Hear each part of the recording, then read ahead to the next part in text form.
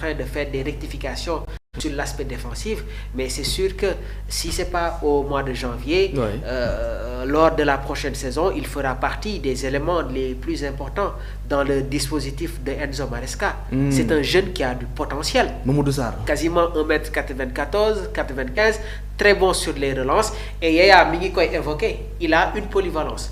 Parce que par moment dañ koy sentir sax muy nekk comme benn genre numéro 6 comme son père Pape Sarr, ancien international sénégalais, en dehors du poste de défenseur central, il a cette capacité à jouer comme milieu défensif. Mais bon, Mamadou, je pense que aussi avec sa taille, il est beaucoup plus à l'aise dans le schéma. Comme ni ma ko analysé woon sànq rek, il y a déjà la projection, l'avenir qui se prépare. Et on a d'excellents joueurs. Et gis nga jeunes yi nekk ci biir équipe bi dañu am maturité. Amadou Sarr, quand tu le vois jouer,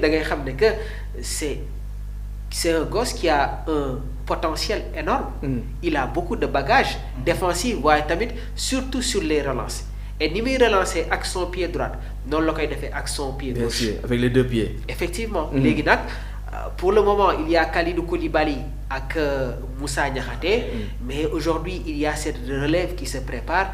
Et pourquoi pas une association à l'avenir, Mamadou Sarr ak Moussa Niakhaté. On verra. Alors waxtaan bi aussi man ak sama internet la ñoom aussi si lañu bokk donc Rose Diouf alors moom nee na Assane Diao reste à Como nga fajoo ba wér préparer coupe du monde bi donc bul topp Sénégalais yi ils vont gâter ta carrière donc moom c'est sa réaction. Amadou Aw nee na Assane Diao est sorti et Como a perdu 1-0 devant AS Rome donc Mamadou Matar Seck moom nee na grâce à Assane Diao est blessé, remplaçons-le. Hassan est un jeune et c'est un pur Sénégalais que les Sénégalais adorent. C'est clair. Mamadou Johnson moom moo ngi daal di dal bu baax a baax ci kaw Fabregas ki nga xam ne aussi moom mooy Mbaye Faye moom mu ngi naan fédération bi ñoo nekk ci ay complices donc loolu moom mooy li nga xam ne moom mooy xalaatam. Thierno Ndiaye aussi je conseille au coach Pape Thiaw même s'il n'est pas disponible il ne doit pas le retirer donc de la sélection et il a convoqué 10 attaquants donc il peut le laisser dans le groupe loolu moo nekk li nga xam ne mooy le commentaire de Thierno Ndiaye alors ba tey ci commentaire yi Amath Thiam nee na donte wérul na ñëw si bokk ci tanière bi donc moom loolu mooy position am Pape Ibrahima Faye mais c'est ça notre problème ils suivent les Polonais mais nous en Allemagne on suit bien les Polonais surtout le championnat polonais que beaucoup de clubs allemands recrutent là-bas donc loolu aussi moom mooy commentaire bi nga xam ne daal na koy def donc commentaires yi bëri na mais dañuy lire rek certains commentaires parce que tamit les internautes ñoom aussi ci waxtaan bi la ñu daal di bokk donc Ludji Chris nee na Assane Diao doit partir avec la sélection comme nous l'avons fait avec Ismaïla Sarr alors pour conforter la position de Mamour donc ki nga xam ne aussi moom mooy Amadou Aw nee na les 15 ou 10 premières minutes toujours difficile waaw loolu c'est vrai première minute day xaw compliqué alors commentaires yi bëri na donc mun ngeen a ñoo topp donc di bind aussi seen commentaire seen question seen suggestion aussi ak aussi ni nga xam ne ni nu ngeen gisee la préparation de l'équipe dañ si ñëw léegi l'équipe doit jouer tey jii doit effectuer benn séance d'entraînement fii ci stade Léopold Sédar Senghor alors Yaya le cas de Mamadou Sarr donc Mamadou mu ngi wax léegi c'est un joueur bi nga xam ni Sénégal mën a appuyer wu ci moom surtout défensivement parce que tamit nekk na ki nga xam ni bëri na talent c'est une bonne nouvelle ñu am ko ci CAN bi. c'est une bonne nouvelle excellente nouvelle même ñu am ko ci CAN bi. ndax daf ñuy gën a rassurer aussi si sunu banc boobu ñuy joyandi boobu ba léegi. ndax quoi qu'on puisse dire c'est vrai que y a Kalidou Koulibaly très expérimenté limpide aussi ci wàllum défense xam nga yaa Niakhaté yaa Abdoulaye Seck mais Mamadou Sarr aussi boo ko amee da ngay gën a nekk ci confort. keroog maa doon wax Mamour sax Ismaïla keroog ba mu blessé ay béki la génnee. Mamadou Sarr aussi la même chose ma ne ko donc image boobu bu revenir man jàpp ma ni que dinañ ne du dem boobule Coupe d'Afrique. gëmoon naa day bokk gëmoon naa du grave peut-être dañ doon jéem a bañ a mu teg tànk ci suuf. pour jéem a réserver yenn yi. c'était juste ça te je pense que affaire ba mu progressé gis nañ ni que dina ñëw ci boobule compétition. Mamadou Sarr profil la bi nga xamante ne c'est un peu rare. waaw c'est un peu rare ci waaw profil la bi nga xamante ne dafa xaw a rare équipe nationale du Sénégal comme li may faral di wax mën na jouer comme 6. mën na jouer comme 6. comme papa ma polyvalence. loolu mooy charme 28 jours yi nga xamante ne moom la Pape Thiaw woo. Abdourahmane. xam nga ñu bëri jéem ñu xool dañuy critiquer 10 attaquants c'est vrai mais cette polyvalence bi nga xamante ne am na ci yenn joueurs yi mais aussi loolu avantage la. bien sûr. dina am côté peut-être doo gis ñenn ñi yenn blessures yi bu la dabee sax ci biir compétition bi. pour man Sénégal warul am inquiétude. parce que à tout moment mën nañ jëlee fii nit fële yóbbu ko fële.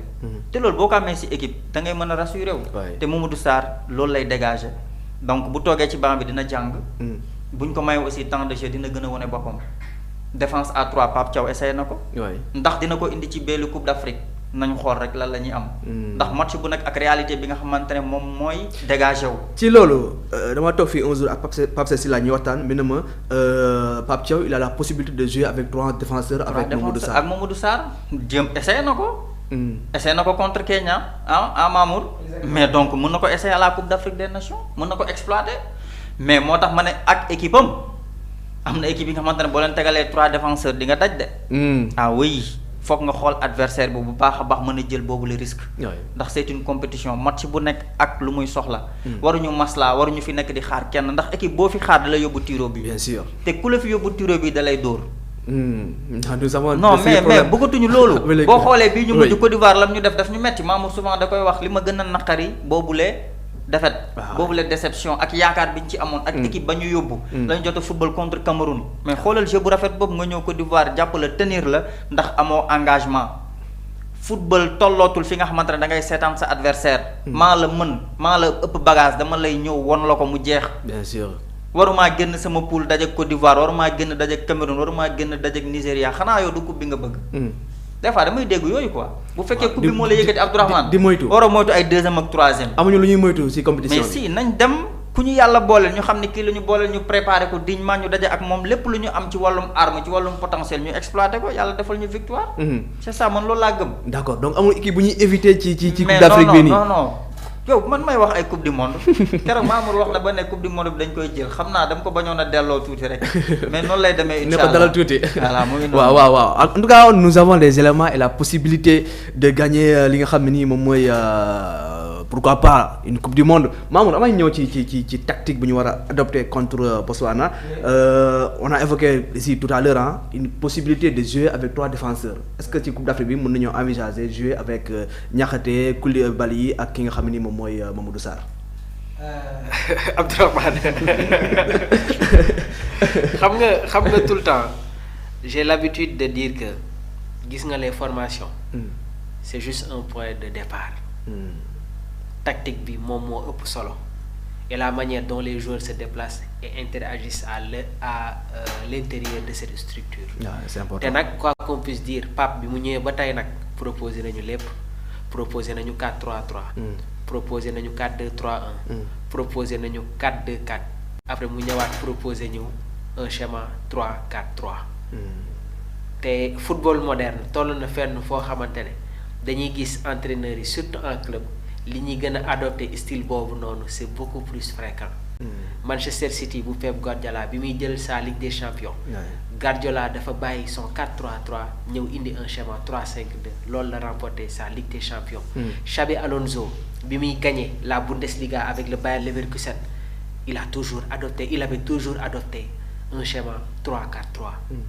avec Hendrik dans les buts Tapsoba Jonathan Tah Hincapié Grimaldo Jérémy Frimpong Robert Andrich Granit Xhaka Hoffman Florian Wirtz Patrick Schick wala Boniface ak yeneen am na ay yeneen équipe yoo xamante ne surtout nag les Italiens loolu dafa bokk ci seen ADN. On se rappelle de cette belle génération de la Squadra ñoom Buffon Barzagli Bonucci Chiellini les Zambrotta les Grosso Pirlo De Rossi Gattuso j'en cite d'autres joueurs qui étaient dans cette équipe. léegi nag aujourd'hui Pape Thiaw am na ay schéma yoo xamante ne soo koy jouer il faut nga am les bons joueurs. Pape Thiaw dafa am loo xamante ne Aliou Cissé dafa am loo xamante ne daf ko doon tester. muy le schéma 3-5-2 3-4-3 mais par moment il n'utilisait pas les joueurs pour ànd ak style boobu noonu. mais aujourd'hui dans cette équipe on a des joueurs qui nous permettent de jouer avec ce schéma. Et je pense que dans ce genre de schéma yooyu noonu la structuration les profils moom moo si ëpp solo. Et aujourd'hui Krépin Diatta El Hadj Malick Diouf dans les couloirs.